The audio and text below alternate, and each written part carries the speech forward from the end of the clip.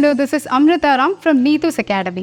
So, ഇന്നത്തെ വീഡിയോയിൽ നമ്മൾ IELTS വൊക്കാബുലറി ഇംപ്രൂവ് ചെയ്യാനുള്ള കുറച്ച് ടിപ്സ് ആണ് നോക്കാൻ പോകുന്നത്. So starting with number 1, read, write and converse in English. അതായത് വായിക്കണം, എഴുതണം, അതേപോലെ തന്നെ സംസാരത്തിലും. Okay, so starting with reading. ഈ റീഡിംഗ് എന്ന് പറഞ്ഞിട്ടുണ്ടെങ്കിൽ നമ്മുടെ ന്യൂസ് പേപ്പർ ആവാം, ബുക്സ് ആവാം, എന്തോ ആവാം. പക്ഷേ ന്യൂസ് പേപ്പറാണ് കുറച്ചും കൂടി ഇഫക്റ്റീവ് ആവുന്നത്. കാരണം ന്യൂസ് പേപ്പറിൽ നമ്മൾ ഓരോ ഹെഡ്ലൈൻ അല്ലെങ്കിൽ ഓരോ ന്യൂസ് എടുത്ത് നോക്കുമ്പോഴും അതിൽ ഒരുപാട് പുതിയ വേർഡ്സ് അവർ യൂസ് ചെയ്യുന്നുണ്ട് ഇംഗ്ലീഷ് ന്യൂസ് പേപ്പേഴ്സിൽ. സോ ഓരോ ടോപ്പിക്കിനെ റിലേറ്റ് ചെയ്തിട്ടും പുതിയ പുതിയ വാക്കുകൾ പഠിക്കാൻ പറ്റും. പക്ഷേ ആ പഠിച്ചത് തന്നെ നമുക്ക് we have to understand in what context have we use that word. Okay, so reading അങ്ങനെ ഹെൽപ്പ് ചെയ്യുന്നൊരു സംഭവമാണ്.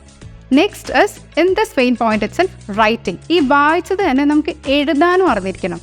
എഴുതാൻ അറിയുന്ന പറഞ്ഞാൽ ജസ്റ്റ് സ്പെല്ലിംഗ് അറിയാമെന്നുള്ളതല്ല. നമ്മൾ ഒരു പാരഗ്രാഫ് എഴുതുമ്പോൾ അല്ലെങ്കിൽ IELTS റിലേറ്റഡ് ആയിട്ടുള്ള ടോപ്പിക്സിനെ കുറിച്ച് നമ്മൾ കണ്ടിന്യൂസ് ആയിട്ട് പ്രാക്ടീസ് ചെയ്ത് എഴുതി നോക്കണം. അപ്പോൾ എഴുത്തിൽ when we use this vocabulary it really helps.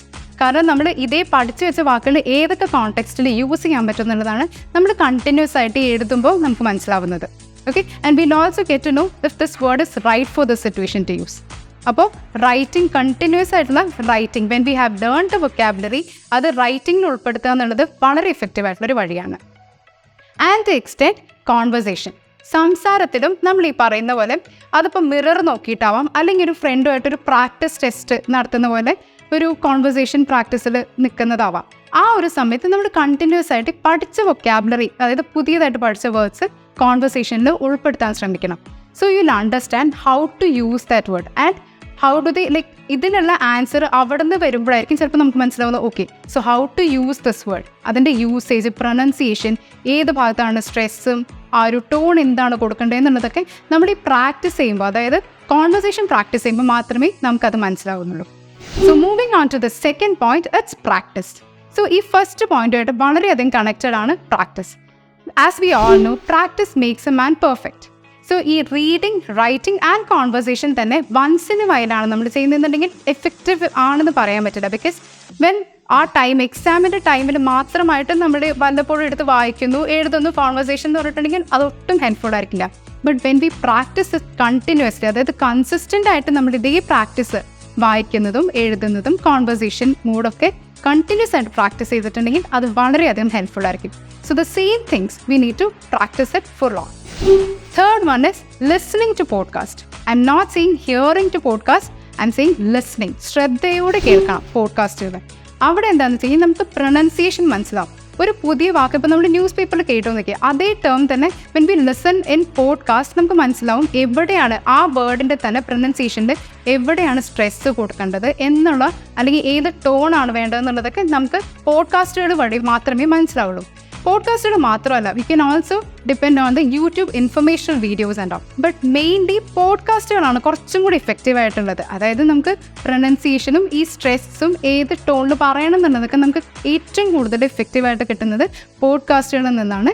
But also you can also depend on these YouTube videos, but the informational ones and also the news channel videos and all. Okay, so that was the third one. ഇനി നാലാമത്തെ എന്ന് പറയുന്നത് a big no to memorisation. ചെറുപ്പം തൊട്ട് നമ്മൾ കേൾക്കുന്നതാണ് ഈ by heart ചെയ്ത് പഠിക്കരുത്, മനസ്സിലാക്കി പഠിക്കുക എന്നുള്ളത്. ആ സെയിം റൂൾ തന്നെയാണ് ഇവിടെയും ആപ്ലിക്കബിൾ ആവുന്നത്. നമ്മളിപ്പോൾ ഒരു കാര്യം ബൈ ഹാർട്ട് ചെയ്തു, ഇപ്പോൾ ന്യൂസ് പേപ്പറിലാണെങ്കിലും വേർഡ്സിലാണെങ്കിലും വല്ലവരും റൈറ്റിംഗ് കണ്ടിട്ടാണെങ്കിലും when we have learn a word, അത് നമ്മൾ ചുമ്മാ കാണാതെ പഠിക്കുകയാണെന്നുണ്ടെങ്കിൽ ഇറ്റ് ഡസൻ ലൈക്ക് അത് ഒരുപാട് നേരത്തേക്ക് നമ്മുടെ മൈൻഡിൽ നിൽക്കില്ല, നമ്മുടെ ബ്രെയിനിൽ നിൽക്കില്ല, നമ്മൾ മറന്നു പോകുന്നത്. പക്ഷേ അതേസമയം നമ്മൾ ആ വേർഡ് മനസ്സിലാക്കുകയാണെന്നുണ്ടെങ്കിൽ you will know if that's a positive word or a negative word. അതായത് പോസിറ്റീവ് കോണ്ടെക്സ്റ്റിൽ ഈ വേർഡ് യൂസ് ചെയ്യാൻ പറ്റുമോ, നെഗറ്റീവ് കോണ്ടെക്സ്റ്റിലാണോ ഈ വേർഡ് യൂസ് ചെയ്യേണ്ടത്, ഏതൊരു കോണ്ടെക്സ്റ്റിൽ എപ്പോഴായിരിക്കും ഇത് റൈറ്റ് ആയിട്ട് പ്ലേസ്മെൻറ്റ് നമുക്ക് മനസ്സിലാവുന്നത്. ഈ പറയുന്ന പോലെ when we don't memorise but we understand the term. So എല്ലാ വൊക്കാബുലറി റിലേറ്റഡ് ആയിട്ടുള്ള എല്ലാ കാര്യങ്ങളും you need to understand, not memorise. ഒരിക്കലും കാണാതെ പഠിക്കരുത്, but seriously to go for understanding the concept in which the term can be used, and also if it's a positive word, negative word, its pronunciation, everything.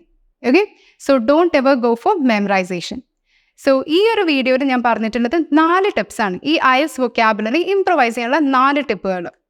So I hope this video was really helpful for you. So do practice and have a effective preparation for IELTS.